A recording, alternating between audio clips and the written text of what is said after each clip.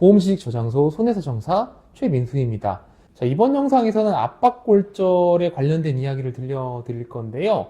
대부분 압박골절 진단을 받으면 장애 인정 그 자체를 조금 쉽게 생각하시는 경향들이 있습니다.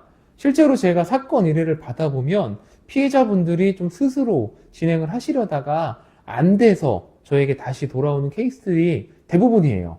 처음부터 압박골절 진단을 받아서 바로 전문가를 고용을 해야 되겠다 이런 경우보다는 해보다가 막혀서 오시는 경우들이 많은데요. 압박골절은 의학적으로 장애가 인정이 될 만한 부상인데 어떤 점이 어렵게 진행되는지 제가 이 영상을 통해서 알려드리도록 하겠습니다. 크게 교통사고와 개인보험 후유장애로 나눠서 설명을 드릴 겁니다. 자, 첫 번째는 교통사고로 압박골절 진단을 받은 경우 어떻게 진행이 좀 되는가 말씀드려보도록 할게요. 압박골절은 의학적 관점에서 보자면 이 찌그러진 척추체가 다시 회복이 되지는 않습니다. 그냥 그대로 살아간다고 보시면 되는데 그럼에도 불구하고 보험회사가 이 압박골절에 대해서 영구장애를 인정하지 않으려고 해요. 그러니까 한시장애로 주장을 하려고 합니다. 의학적 관점에서는 사실 좀 말이 안 되는데 자동차 보험회사 같은 경우는 피해자랑 합의를 보는 과정이 있잖아요. 그러니까 합의를 보려 하다 보니까 이 금액을 축소해서 지급을 해야 되는데 이걸 영구장애로 지급을 하면 억 단위가 가볍게 넘어가기 때문에 그렇게는 못 주겠다는 거예요. 그러면 의료자문을 통해서 한시장애 진단을 받아서 한시장애로 합의를 하려고 하는데 이 한시장애도 기간을 넉넉하게 인정해주면 괜찮은데 뭐 1년, 2년, 3년 미만으로 장애를 인정해주겠다. 이렇게 되면은 피해자분이 스스로 받은 장애 진단에 비해서 금액이 확 줄어듭니다. 이 상태가 교통사고에서 쉽지 않은 부분 중에 하나고요. 두 번째는 압박력 그 자체가 굉장히 미미한 경우가 있어요. 물론 아무리 조금 찌그러졌다 하더라도 골절은 골절이고 의학적으로 문제가 발생을 할 수 있지만 확 찌그러진 경우랑 조금 찌그러진 경우랑 여기에서 보험회사의 저항이 상당히 거셉니다.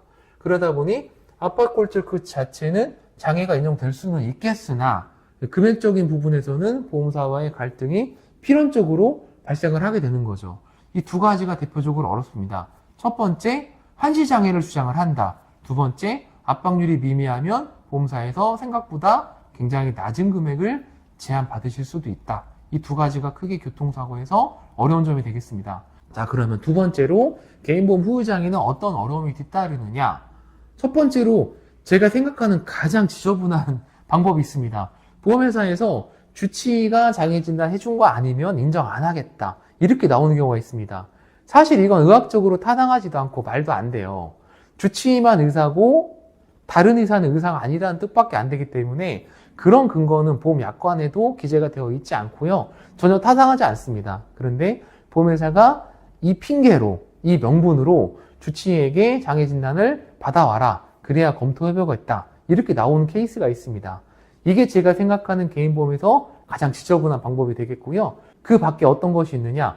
과거에 이 피보험자가, 보험에 가입하신 피보험자가 허리가 안 좋아서 실손보험으로 치료를 많이 받으신 적이 있다든지 이게 왜 문제가 되냐? 기왕증을 주장한다는 겁니다.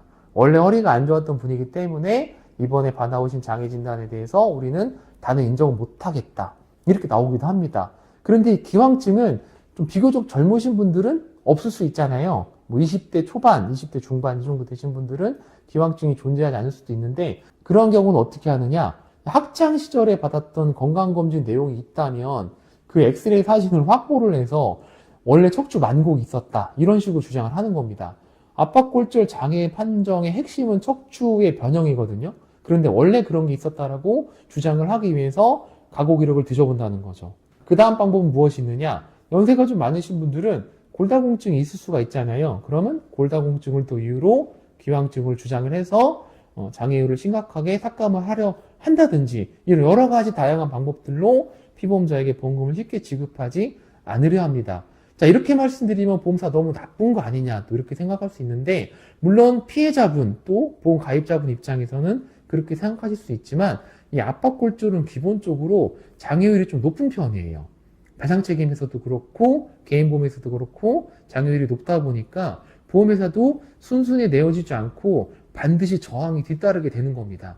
그렇다고 보험회사가 옳다, 잘했다 이렇게 편을 들 수는 없지만 제가 당부드리고 싶은 말씀은 피해자분들이 압박골절 진단을 받았을 때 스스로 검색해서 찾아보시거나 또는 주변에 조금 다소 비전문적인 분들에게 조언을 받고 쉽게 함부로 보험회사에게 장애진단서를 보낸다든지 이렇게 하면은 반드시 어려움이 뒤따른다는 겁니다.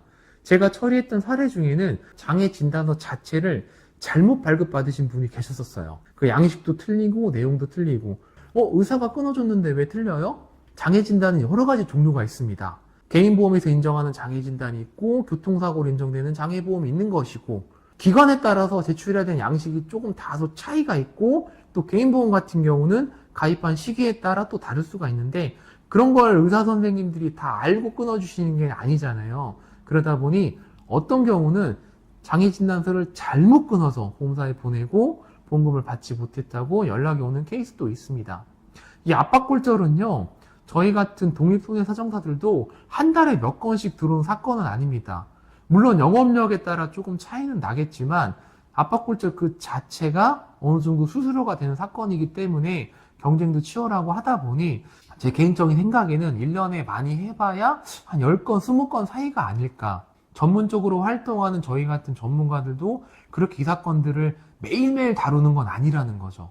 그럼에도 불구하고 보험사와 분쟁이 붙으면 어려움이 뒤따르는데 처음 해보시는 피해자분들에게는 생각하지 못한 변수가 뒤따르게 마련이라는 거죠. 그래서 함부로 전문가의 조언 없이 섣부른 청구를 하지 마시고 민원으로 해결하려 하지 마십시오. 절대로. 이건 제가 다른 영상에서도 항상 신신당부 드리는데 해결이 안 된다고 민원을 제시하는 것은 항상 보험회사에 또 하나의 명분만 주어질 뿐입니다. 끝으로 이 말씀을 좀 드리고 싶습니다. 고액 보험금을 청구할 때는 반드시 경험과 전략이 필요한 법입니다.